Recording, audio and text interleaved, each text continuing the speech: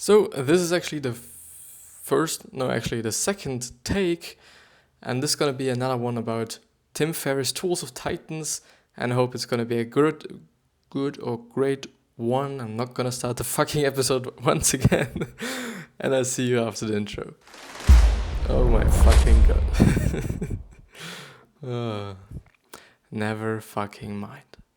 And hello and welcome back to the next episode of the Self-Development with Tactics podcast. And I'm back here. I'm pretty fucking pumped. I'm quite always looking forward to these episodes, because it's actually quite fun. In the beginning it's always fun. Sometimes in the process during the episode when some just really long part is there, it's not that nice sometimes. But yeah, I shouldn't fucking complain. I'm able to fulfill myself, and it's just amazing. And with me fulfilling myself, I'm also at least trying to help other people, which is enormously great. And I'm so grateful that I even have the fucking opportunity and the possibility to do that on such a great level. Because I kind of feel like, the content is not bad, Still nobody's watching, but I guess that's like normal. Like, I guess just every YouTuber or every social media kind of person or personality, has started with 0 followers, has started with 0 views, has started with 0 fucking everything. And it's quite normal, I guess. And I think takes patience and also a lot of passion, at my point of view at least, because I wouldn't, be able to just really, get through those tough times of actually not having anybody watching my shit if I don't like it. Because if I like it, I will, do it anyways, whether somebody's watching it or not, because it's great for me and I like it. And I like it, by the way. Like, I like it. You know that I like it. God fucking damn it. But yeah, screen is as well there, which is great, which is really great. And unfortunately, yesterday I've actually stopped in the middle of a fucking part, which is actually something that I never ever want to do. Sometimes it's happening because, when I'm going through something like this, which is incredibly long, and I'm just not, I'm not able to go through the whole thing without actually just, rushing through the last part of it. And this is just not great because I'm then just leaving out a lot of stuff and I'm not just really kind of talking about everything that I want to talk about. And I'm not talking about these things that I'm actually reading as much as I want to talk about them. Like, to such a high degree. Like, I do just talk about them, but I still think about some other things, but I do not, but I can't talk about them because I do not have the time for that and whatsoever. Because, and I was actually just thinking about, because I have been doing actually 60-minute episodes as well. And if I would be doing this right now, I think they would, first of all, be just extremely fucking huge. But they would be fucking great. They would really be great. So now we have a light as well, which is great.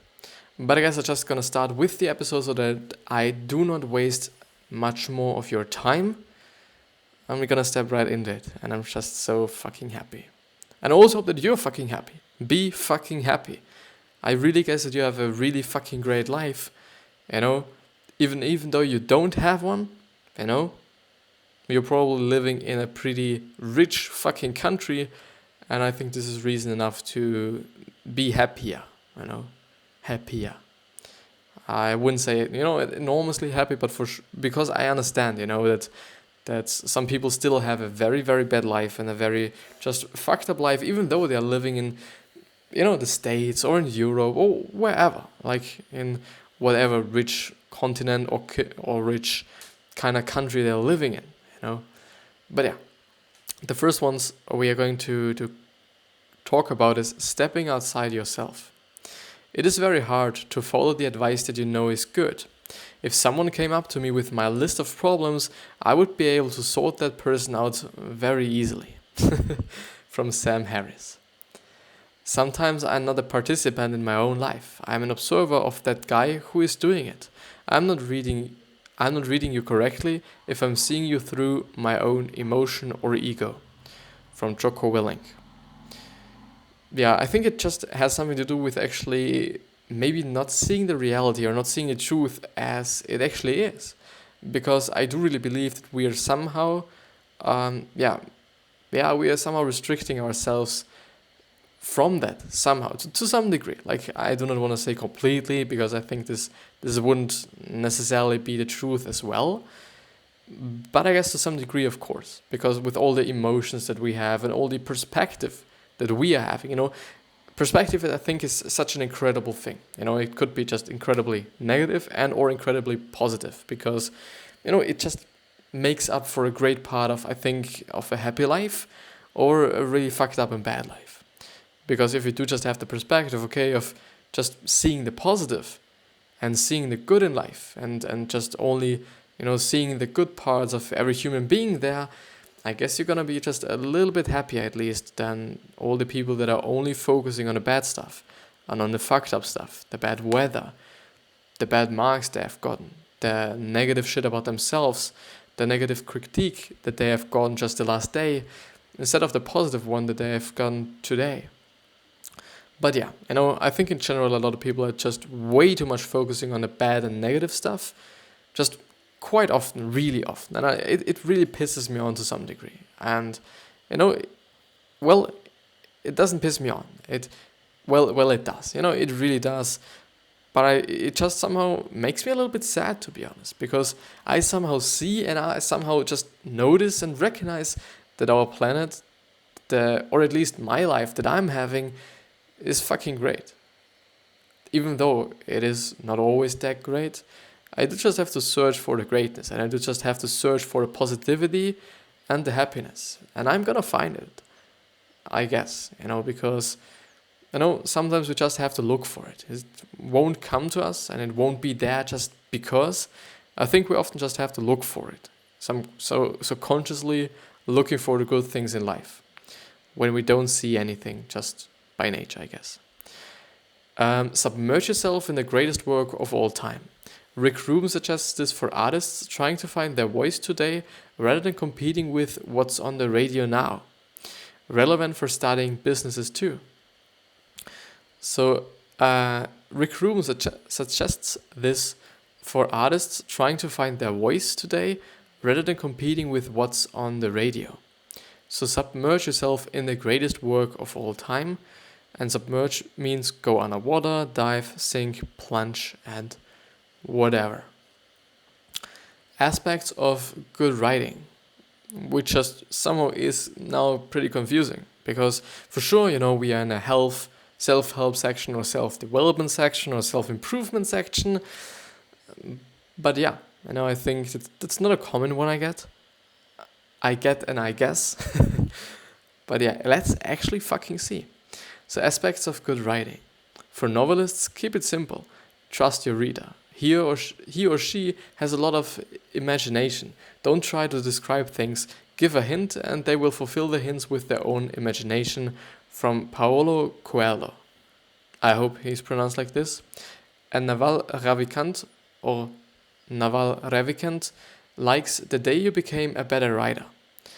And I do also know that on certain other, I do not know, definitely on the powermoves.com website, which is actually also an website that I've been quite a lot on, because they also distribute a lot of also very good book summaries and just a really ton of, I think they nearly have every fucking singular book, at least in the non-fiction and at least in the self-development and self-help section that there is actually. It's just amazing. It really is amazing.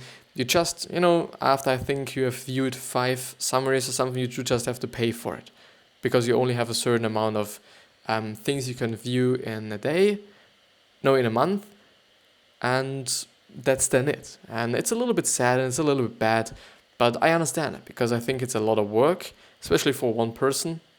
Lucio is actually his name. I think he's Italian, if I remember correctly, and he's also actually speaking German, which was actually very interesting as I was reading an article. It was actually an article or a small little part of an summary. I guess it could have been actually from the straight line pronunciation from From The Wolf of Wall Street. You might know his name. I don't know. There's a movie, which actually is somehow a biography or a biography of his life. Not not quite, to some degree, I guess. But yeah, this is actually his persuasion tactics that he has been writing in this book. And there's as well, I don't know. I guess I've been actually going through a summary on the course, because there's also a book, as far as I know, at least. I think there's a book and there's a course, but Lucio was actually going through the course, and it was still pretty amazing and pretty interesting, even though it was quite short. And I think this was the downside of it.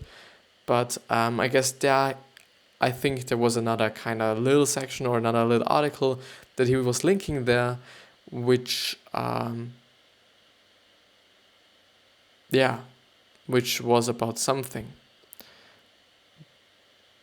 But I guess, no, I remember now. On the Samuel Thomas Davis everythingwrittentogether.com website, there is actually an own section. There's actually an own section for how to become a better writer, or how to write better, or books on how to write better, which is actually quite amazing, or quite interesting and confusing and crazy somehow, because you're actually then just reading a fucking book on how to write. So, and I've just, been thinking about the author. He was just really, writing a fucking book about how to write, and he was writing it. Like, writing a book how to write would actually be great, to write a book on how to write a book. No, a book on how to write a book that shows you how to write a book. That's fucking it. I'm gonna do that. Once I've actually published my first ever book, I'm gonna do that. Or not. But I do just see that I should actually kind of get my towel that is always in the fucking back of my fucking room, or the video, or something. And it bothers me quite a bit, so I'm gonna get it.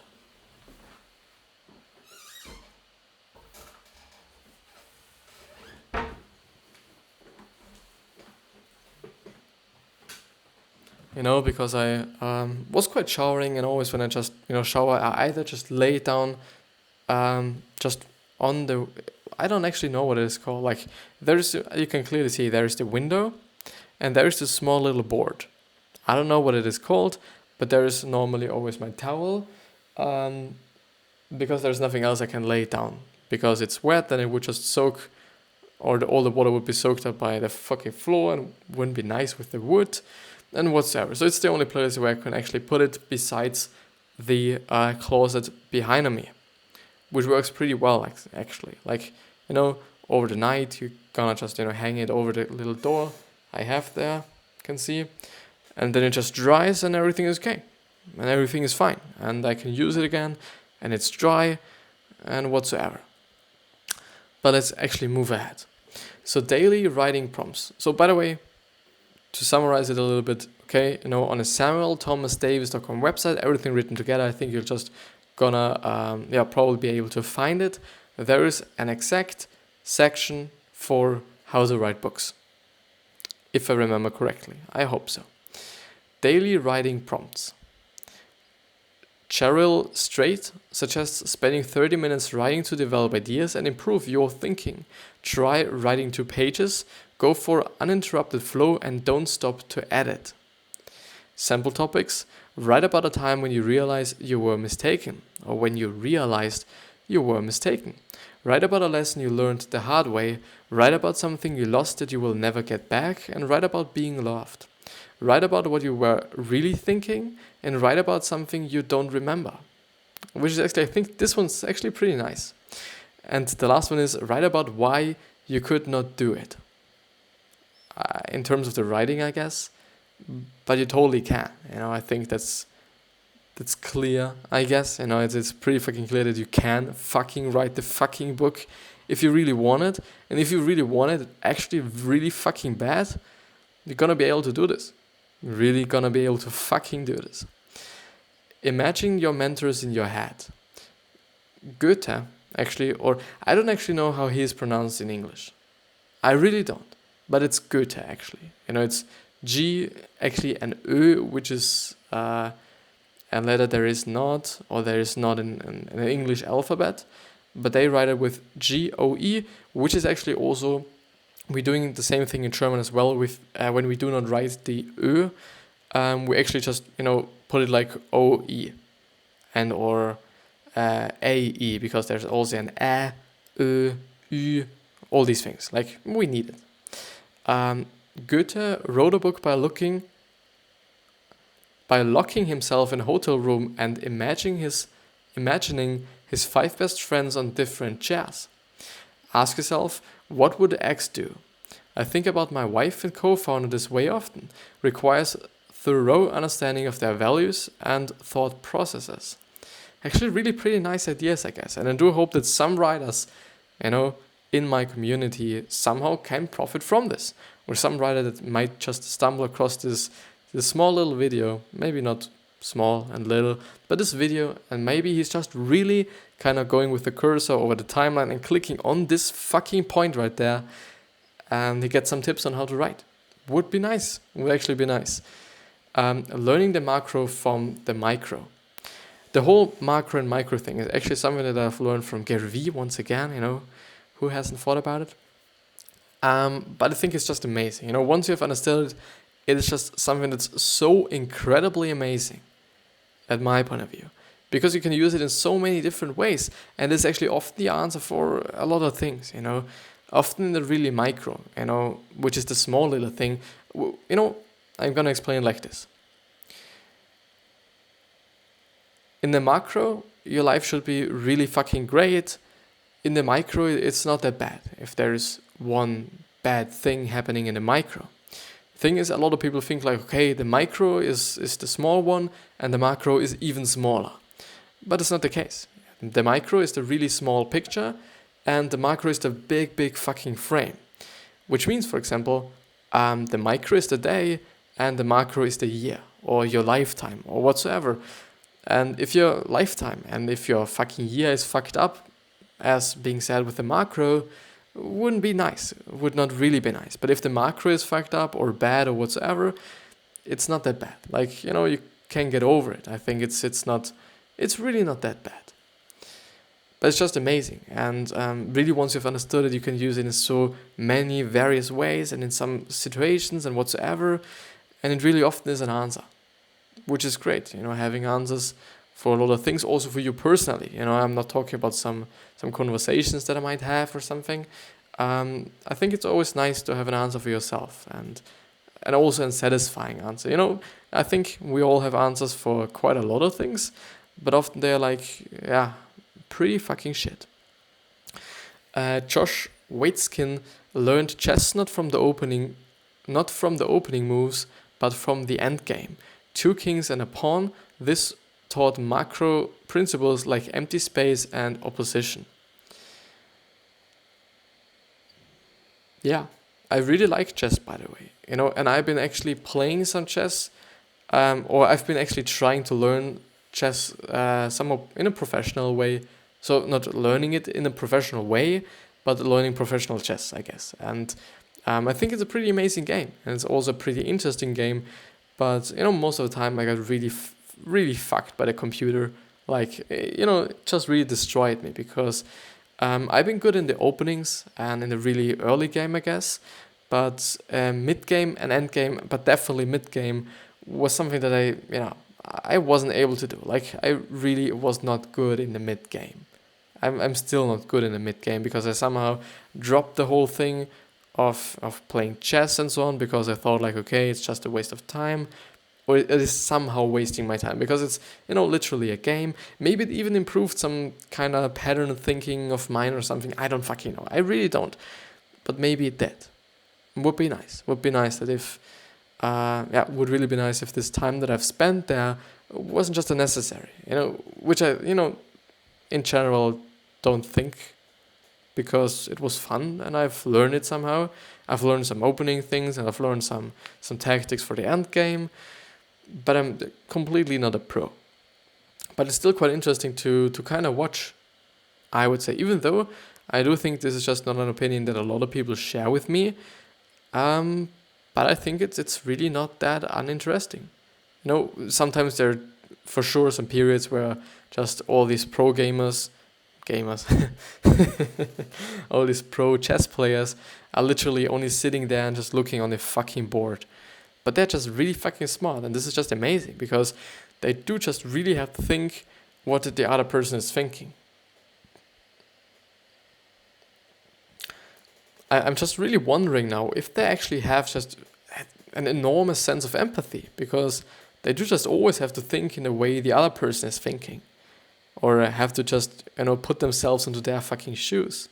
Would actually be interesting. I think this would be one of the greatest questions you could ask a pro player.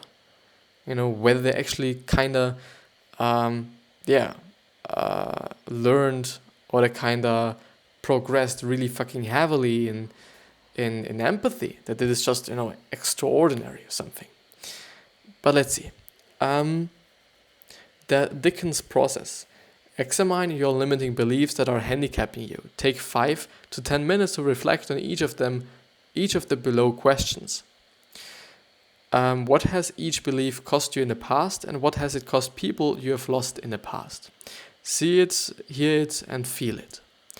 What is each costing you and people you care about in the present? See it, hear it, and feel it. What will each cost you and people you care about 1, 3, 5, and 10 years from now? See it, hear it, and feel it once again. Tell people what you want, not what you don't want. Instead of stop slouching and stand up straight. Also because I've actually realized that this is another point now, but I think it is very important to examine and to really monitor, and also just really look for the things that might be handicapping or might be limiting your possibilities, your abilities, yourself in some way. So it's just your limiting beliefs. I think it's very, very, very important to see whether there are some of them. Because I guess if you do not really search for them, and we are now again, with the whole search thing, I guess, or by the whole search thing, I really guess it is important. Because, as I said, if you don't search for it, I guess you won't actually find it. And which is bad then, because I guess we all have some limiting beliefs. Some people have more and some people have less. And they have less, I guess, because they have seen it and they have recognized them. And I still think that we often do not recognize things. Whether they are so obvious or not. Even though there are a lot of fucking obvious things, we don't see them. Because, I don't know, we are so in our minds, we are so in love, we often don't see shit. And I guess just consciously sitting there, taking 5 or 10 minutes of time, which is definitely nothing, and thinking about whether you have some limiting beliefs or not, and if so, going through these questions they pointed out, or he actually pointed out there, feels just great for me. It just really feels great for me, and I think it could just do a lot for you. I guess you could just really, develop yourself and really develop your character as well. So I guess it's I think it's great. Really think so. But again, I'm gonna read the other thing that I've just accidentally read, and yeah. So tell people what you want and not what you don't want, which is actually, by the way, something that I think Derek Sivers, I think it was Derek Sivers with actually Tim Ferriss as well on the podcast actually, which is a really, really recent episode. I think it's maybe from 2 weeks ago or something, or 1.5 weeks ago. No, I think it's probably 2 weeks ago. Oh, well, 3, maybe a month. So it's still pretty recent, I guess. And he was actually talking about that he doesn't like to tell people what not to do, but rather what people should be doing. And then I've been thinking about it, and I still always think about it when I'm posting something and when I'm putting something out that really consists some sort of, okay, please don't do that. And I always kind of feeling like whether it actually makes sense what he pointed out, or whether it was just, his belief and his subjective kind of opinion on that whole kind of structure, on that kind of, way of saying things. But I don't know. Like, what do you think? Would be nice. Would really be nice. Put it down into the comments or just DM me or something. Would actually be interesting because I really don't know. I guess it could actually be a little bit easier for people to act on things they know they should be doing and not what they should not be doing. I guess it also has something to do with actually kind of restricting yourself of doing something. Maybe. I think this is in general something that people do not want to do somehow. I'm just thinking about whether it somehow could make sense in terms of actually losing weight, or all the people that are somehow restricting themselves from eating something, me actually included. If it actually could be better to say like, okay, you should be eating a lot of fruits, you should be eating a lot of this and that and whatsoever, and not saying like, okay, you should not eat that cake, and you should not eat kind of strudels, or you should not eat whatever. Would actually be interesting to see. Maybe I'm just gonna research on that a little bit, and I probably will forget it. Maybe you're doing it. Maybe I can give you something or to think about, to kind of research about, or whatever, or really whatever. Practice going first. People are ready for interaction, but you have to initiate. Make eye contact first, say hello first, smile first, and you would be surprised by the response. And I think this is particularly fucking true because, I don't know, I guess you've just really encountered it and really have seen it as well, that sometimes, you have eye contact with the person and you wonder whether they're interested in you as well, or something else, some shit like this. And then, when you just, talk to them, they just, they answer you. But not in a negative way, but in a positive way. Because, I really can feel it when people do not really want to talk with me, I guess. And I do also think that a lot more people, not only me, notice that and recognize that, which is great, which really is great. But yeah, I really believe in this. Because, I don't know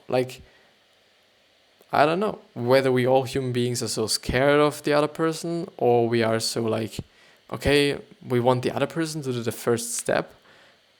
But, in the end, I guess it is just way easier if you kind of take your chance, if there is one, or kind of just, make the initiate interaction. I guess. I really think so. Yeah. Just totally makes sense. Dreams versus goals.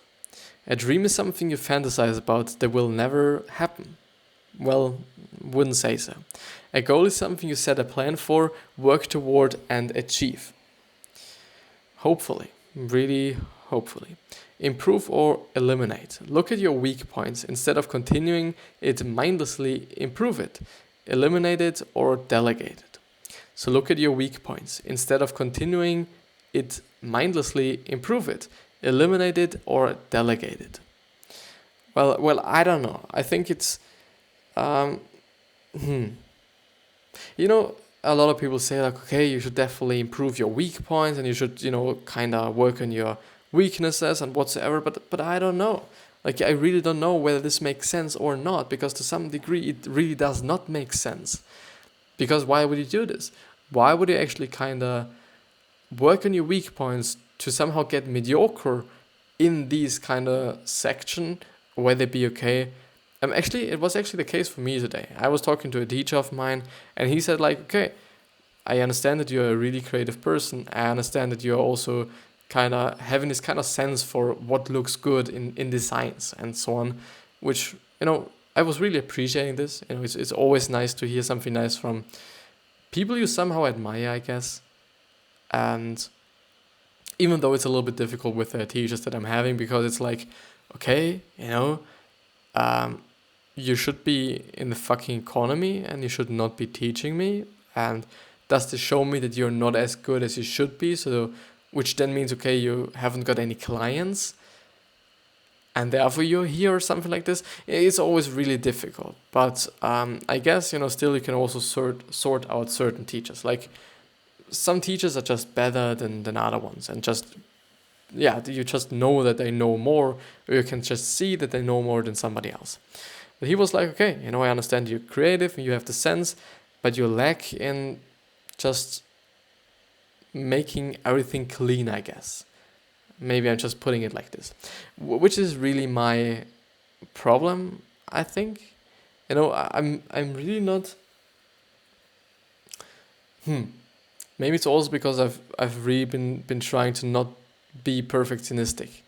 I've really been trying to do this for the sake of being faster, and for the sake I'm also incredibly fast. This is still not something that people would just kind of give you a mark for, I guess. But it is the case. Like I'm just fast when I'm doing things, and when I know something, and or when I have an idea or whatsoever, I'm fast. Most of the time. Sometimes I'm really not fast, but it's really like, okay, I'm first of all not pretty much organized. I'm never ever organizing something, and there are people that are just organizing every fucking shit. I'm not doing this. This is quite not me.